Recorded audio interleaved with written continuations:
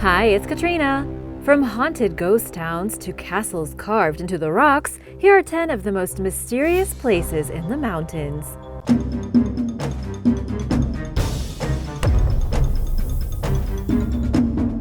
Number 10. Abba Yohani. In the Tigray region of Ethiopia, there is a mysterious monastery built into the side of a mountain that dates back to the 4th century.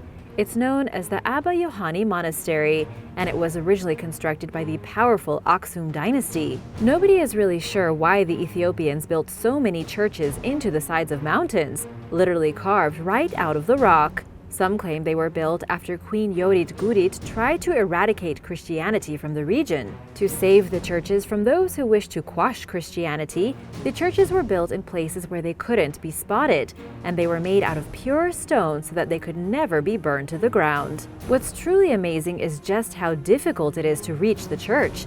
Thousands of years ago, worshippers would have had to literally scale the side of the mountain like a rock-climbing goat just to reach the interior of the church. Building the church alone would have been a dangerous nightmare, with workers clinging to the side of the mountain with a sheer drop just underneath their feet. One slip would have meant certain death. People still make the pilgrimage up the side of this mountain even today. The church still performs services such as baptisms. Those who wish to visit the mysterious church of Abba Yohani or to get their child baptized must do so barefoot. Otherwise, they risk slipping and tumbling down to the desert floor below. Number 9. The creatures of Mount Nyangani. Mount Nyangani in Zimbabwe has a chilling nickname, the Swallowing Mountain. It gained its name because of how often people disappear while climbing it. According to local tradition, Mount Nyangani is a sacred mountain inhabited by ancestral spirits. It's also said to be haunted by evil spirits and other supernatural creatures. Locals warn that if travelers come across a colorful snake, a pot with no fire, or a brick of gold, then it's best to ignore those things and move on. Also, mischievous spirits are said to push people off ledges. Visitors often report feeling dizzy, disoriented, and nauseous. They also report strange sounds, lights, animals that follow them, and trees that twist into human faces and whisper. There are even rumors of streams that turn blood red. In November 2014, 20-year-old British explorer Thomas Gaisford set out alone to explore the mountain. He intended to reach the summit that day and stay overnight. Later, he claimed a thick fog descended during the climb, which made him disoriented. Heavy rain began to pour. He decided to camp where he was and wait for the weather to clear. In the surrounding darkness, various creatures appeared to circle him. This gave credence to warnings from locals, who told him to ignore any strangely behaving animals. Gaisford waited 10 hours for the fog to clear. When it did, he left the mountain as fast as he could. Others, however, discount his story and say he was dehydrated and he had a big imagination. Number 8. Kennecott Ghost Town. The Kennecott Ghost Town, located far in the mountainous wilderness of Alaska, is one of the most mysterious and haunting places anywhere on the planet. It may not have archaeological significance, but it's certainly a place you wouldn't want to visit alone, and definitely not at night. The spooky mine can be found in the heart of the Wrangell St. Elias National Park and Preserve. It's one of the last historical sites from Alaska's mining era.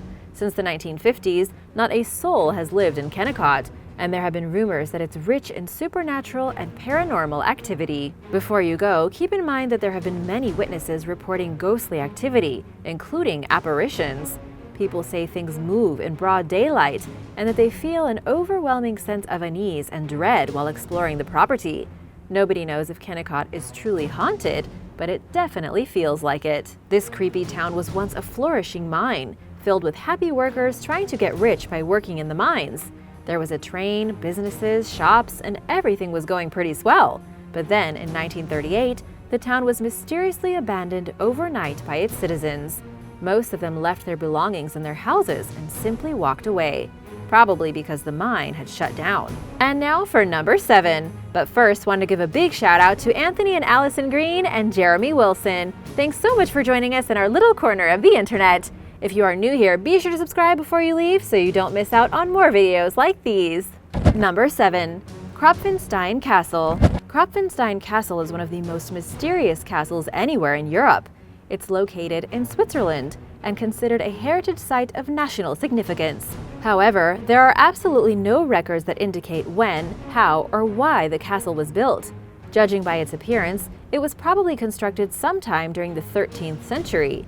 It was in the 14th century when the Counts of Kropfenstein appeared in historical records. Some people believe they took up the name of the castle after moving into it, but who actually built the castle is still a mystery. What's truly amazing is that the castle was carved out of the side of a mountain, perfect for protection and defense. It's literally jutting out from the side of a cliff, which has helped it to remain in such good condition over the centuries, since it's shielded from the weather. It was once 3 stories tall but has decayed a bit over the years. The interior is empty and full of rubble, and the roof has long since caved in. The Counts of Kropfenstein died out in the 15th century. Everyone who was part of the bloodline was lost, and the castle eventually fell into disrepair. It can still be seen today, though it's nearly invisible on the side of the mountain. You can't even see it from a distance unless you know what you're looking for. The only way to get there is by a precarious trail along the edge of the cliff, coming from the dense forest. Number 6. The Valley of Headless Men. This doesn't sound good at all. Nahanni National Park is part of the Mackenzie Mountains region in Canada. Despite its pristine, idyllic appearance, the park earned the name Valley of Headless Men for very good and sinister reasons. Natives that settled in the area feared the valley because they thought it was evil and refused to live there. To this day, there are tons of rumors of UFOs, disappearances, and strange cryptids, including Bigfoot. According to legend, the only people to actually settle in the valley instead of around it were the violent Naha tribe, which allegedly consisted of deadly warriors who wore masks and armor. They wielded strange weapons and were larger than normal men. They loved to decapitate their victims, hence the spooky name of the valley. Where are the Naha tribe now?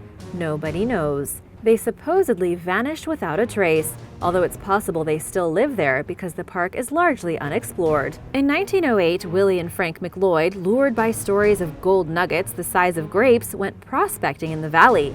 For a year, no one saw them again until their decapitated bodies were found along the river. Their heads were never found. 9 years later, another miner named Martin Jorgenson tried his luck. He built a cabin and started a small mining operation. Then his cabin burned down, and his headless, charred corpse was found amongst the ruins. By 1969, 44 people had vanished in the valley. Today, only adventurous rafters and kayakers traverse the valley, and it can only be reached by plane or boat. The strangeness hasn't stopped, as visitors often report strange lights and mysterious ape-like creatures strolling through the trees. Who's up for camping? Number 5. Longmen Grottos. The Longmen Grottos are a collection of over 2,300 caves carved into the limestone cliffs above the Yi River in China's Henan province. This incredible site is chock full of carvings, statues, and inscriptions. According to UNESCO World Heritage, the grottos contain the most impressive collection of Chinese art from between 316 and 907. During the Northern Wei and Tang Dynasties. Many of the works inside the caves are devoted to Buddha, built over the centuries with artistic styles changing from cave to cave. It was a time when the Buddhist religion had great influence over the various kingdoms of China, and many leaders used it as a way to assert authority. The Wei dynasty was considered to be made up of barbaric foreigners by the Han Chinese. The Wei emperor decided to move the capital to Luoyang, but many of the elite class did not like this decision, including one of the emperor's sons who was forced to kill himself for going against his father. The emperor got things under control and construction began on monasteries and temples, including in the caves. During the Tang Dynasty, it was the golden age of China, and Buddhism spread along with people who traveled all across the region for pilgrimage. Now, there are 110,000 Buddhist statues carved from stone, over 60 stupas, and at least 2,800 inscriptions. Other relief carvings commemorate historic events such as the crowning of an empress or the founding of a new city. The incredible carvings and sculptures give the area a very deep spiritual significance. Number 4. Doomsday Cult. In a remote part of Philadelphia, there is a Doomsday Cult hideaway hidden in the hills and forests.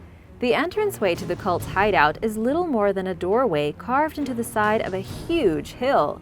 Beyond the doorway is a place where a group of people used to meet while they waited for the end of days and for the second coming of Jesus Christ. This was one of the first doomsday cults in America. It wasn't recent, so you may not have heard of it. The cult originated in 1694, when a group of German mystics and monks settled near the Wissahickon Creek in Philadelphia. According to Ripley's Believe It or Not, they called themselves the Society of the Woman in the Wilderness. They got the inspiration for their name from a woman in the Book of Revelations who searched for refuge deep in the wilderness during the final days of the apocalypse.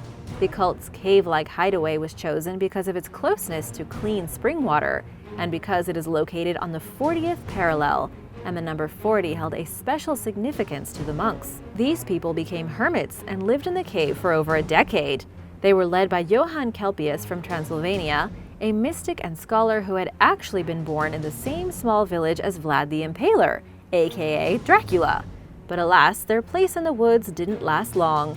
The monks eventually disbanded in 1708 after their leader died and the apocalypse never happened. Some ex-members went on to become doctors and lawyers, but the cave can still be found today, and it's still just as creepy and mysterious as it was in the 1600s. Number 3. Elkmont Ghost Town. The Smoky Mountains is the place to go if you're looking for mystery and the paranormal. And while there are many sites throughout the Smoky Mountains that inspire horror and intrigue, there is one place in particular that is pretty spooky. It's called Elkmont, and it's a mysterious ghost town that is surrounded by stories. Elkmont was once a prosperous logging camp and a resort town high in the mountains where wealthy people would go to relax. However, the community eventually fell apart. It was settled in the 1840s, and 90 years later, in 1934, when the logging was finished and the government decided to turn the area into a national park, the residents were forced to decide whether to relocate immediately and sell their houses at full price, or sell their houses and properties to the National Park Service at a lower price, but still get to stay inside their homes until 1992. In the end, the park had roughly 70 buildings without anyone to maintain them.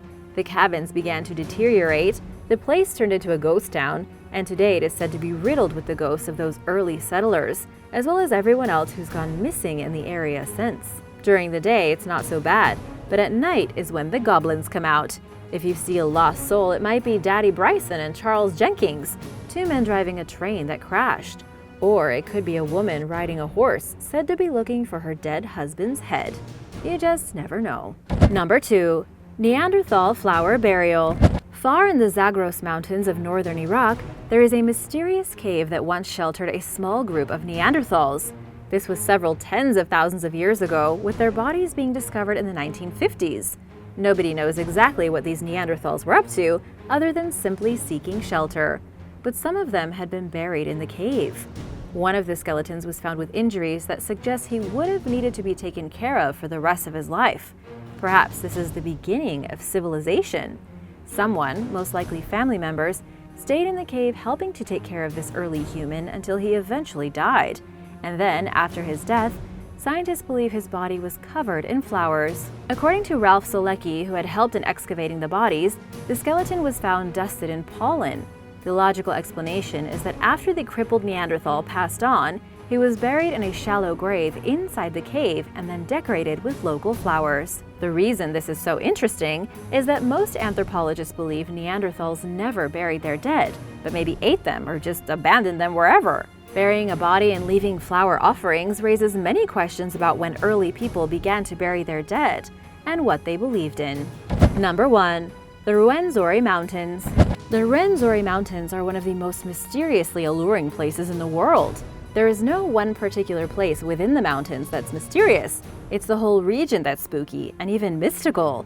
The mountains are often draped in fog, it rains all the time, and they were first named by the Greeks back in 150 AD as the Mountains of the Moon. This is the only mountain range along the equatorial belt in Africa that has glaciers and ice caps. It was also only confirmed during modern times by the British explorer Henry Morton Stanley back in 1888, when he spotted the snowy peaks during a brief moment that the clouds went away. For years, explorers tried climbing into the mountains and they failed every single time. The highest peak wasn't climbed successfully until 1906. It wasn't until much later that any actual international exploring was done, beginning in the 1930s, but not picking up until the 1980s.